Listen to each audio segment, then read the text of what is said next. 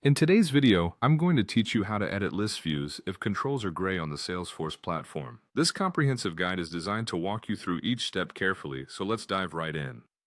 First, you're going to need to log in to your Salesforce account. Make sure you have your credentials handy. Once you're inside, navigate to the list view that you're planning to edit. Just a quick note for those who might not be familiar. List views are custom filters that let you organize and display records in Salesforce, making it easier to find important data at a glance. Now, once you have your list view on screen, look around for the gear icon. Clicking this icon will reveal a couple of important options. Select fields to display and edit list filters. Normally these controls should be active, allowing you to make the necessary adjustments. However, if you notice that these options are grayed out, don't worry. This is where we'll do some troubleshooting to solve the issue. The likely culprit here is your profile permissions. Salesforce uses profiles to determine what users can see or do, so you need to ensure your profile has the right permissions.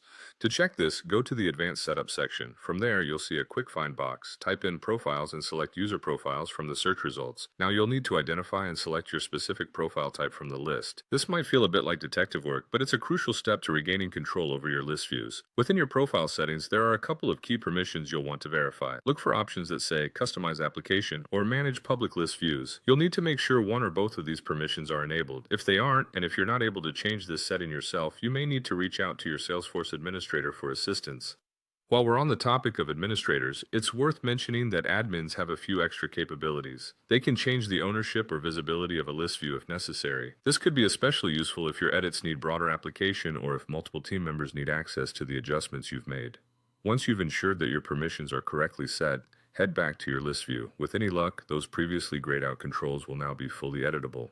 You should be able to make any changes you need smoothly and efficiently.